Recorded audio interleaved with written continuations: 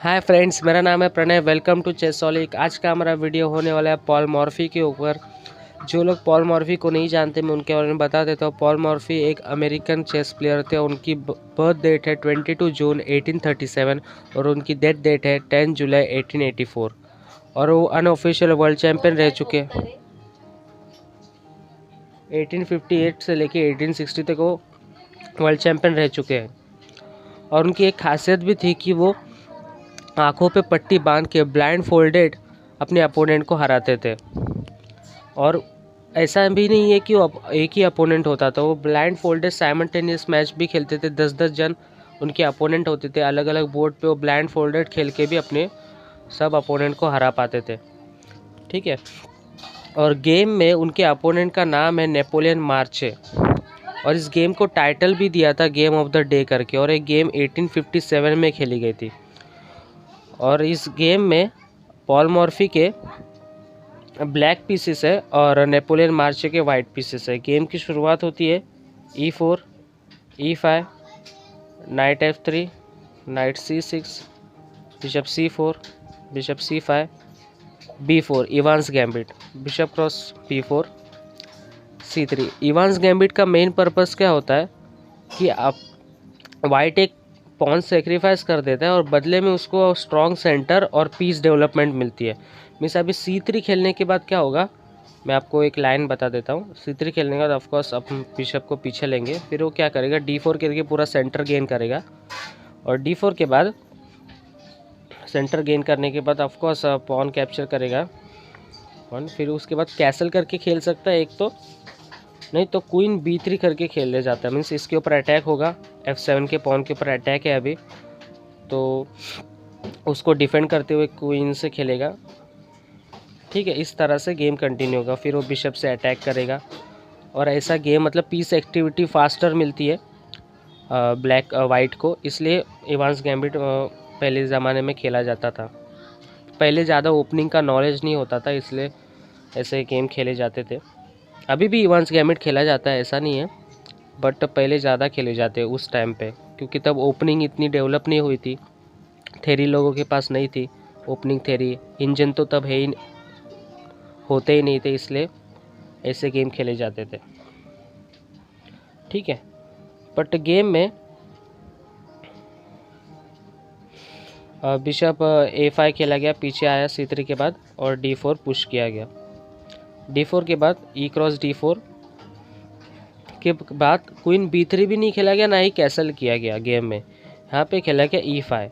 E5 move का purpose क्या है कि जो ब्लैक का नाइट है G8 पे, जो नाइट है वो F3 F6 पे कभी जंप ना हो। मीन्स उसके नेचुरल स्क्वेयर से वो नहीं, नेचुरल स्क्वेयर पे ना आए उसके, इसलिए E5 खेला गया। E5 के बाद यहाँ पे खेला गया D5। D5 मूव का पर्पस क्या है कि अपने पीसेस को जल्दी से जल्दी बाहर लाना ब्लैक चाहता है।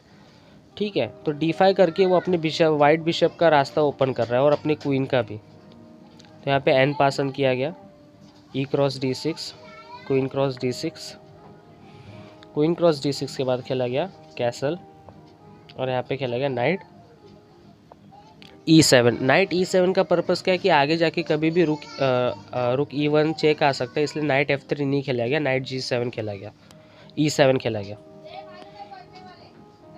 नाइट E7 के बाद यहाँ पे खेला गया, वाइट खेलता है यहाँ पे नाइट G5।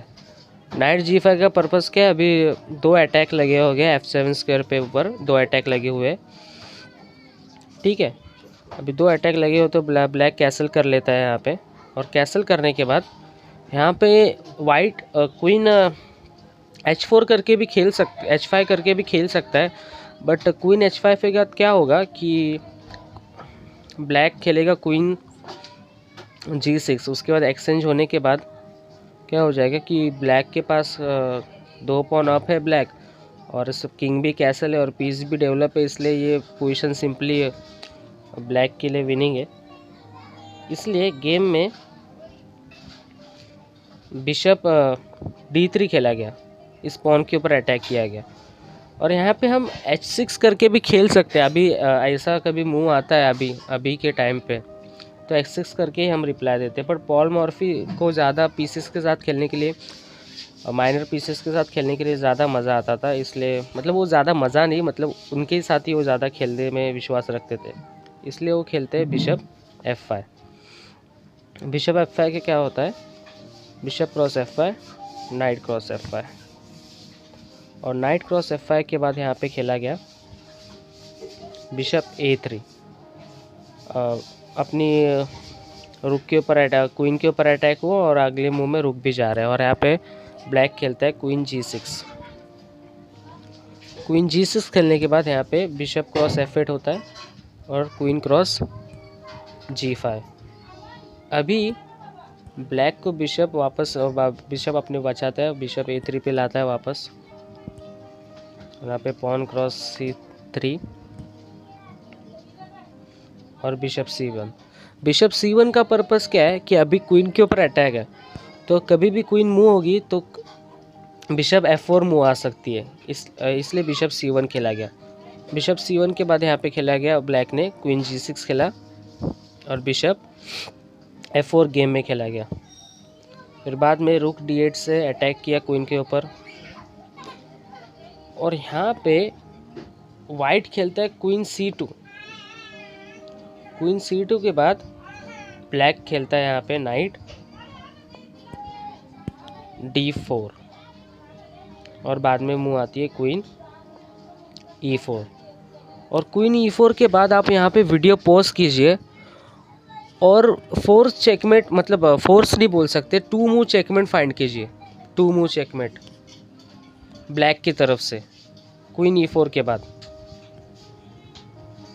होप आपने वीडियो पॉज करके चेकमेट ढूंढा होगा। यहाँ पे मूव आती है नाइट G3। एक तो यहाँ पे उसको क्वीन देनी पड़ेगी, नहीं तो चेकमेट हो जाएगी। ठीक है, गेम में तो क्वीन कैप्चर किया गया और नाइट G2 से चेकमेट हो गई। बट अगर मैं आपको 2-3 वेरिएशन बता देता हूँ, अगर वाइट यहाँ पे नाइट कैप्चर कर लेता तो सिंपल क्वीन विन हो जाती है हम। और अगर यहाँ पे जब नाइट से क्वीन के ऊपर अटैक किया, यहाँ पे खेलता क्वीन, मतलब क्वीन D3 पे खेल के शुरू करते, तभी भी यहाँ पे चेकमेट हो रही है, क्योंकि हम वही मूव खेलेंगे, नाइट G6 ही खेलेंगे। क्योंकि अभी समझो वाइट यहाँ पे भी मारते तभी भी चेकमेट हो रही है वाइट की, और तभी यहाँ पे मारेगा तभी भी उसकी क्वीन जा रही है, इसलिए पोजीशन सिंपल विनिंग है। इसलिए आपको ये गेम अच्छी लगी होगी, होप आपको ये गेम अच्छी होगी। लाइक, शेयर, कमेंट, सब्सक्राइब कीजिए चैनल को, बेल आइकन दबा दीजिए, आपको अगले वीडियो की नोटिफिकेशन आ जाएगी। अगर आपको चेस रिलेटेड ज़्यादा कंटेंट चाहिए होगा तो हमारे इंस्टाग्राम आईडी को फॉलो कीजिए, लिंक मैं डिस्क्रिप्शन में दे दूँगा, और इस गेम का मैं PGN भी डिस्क्रिप्शन में दे दूँगा। आपको डिटेल में गेम एनालाइज करना होगा तो आप एनालाइज कर सकते हो, और ओपनिंग कोड भी मैं डिस्क्रिप्शन में दे दूँगा। हम अभी अगले वीडियो में मिलते हैं, बाय।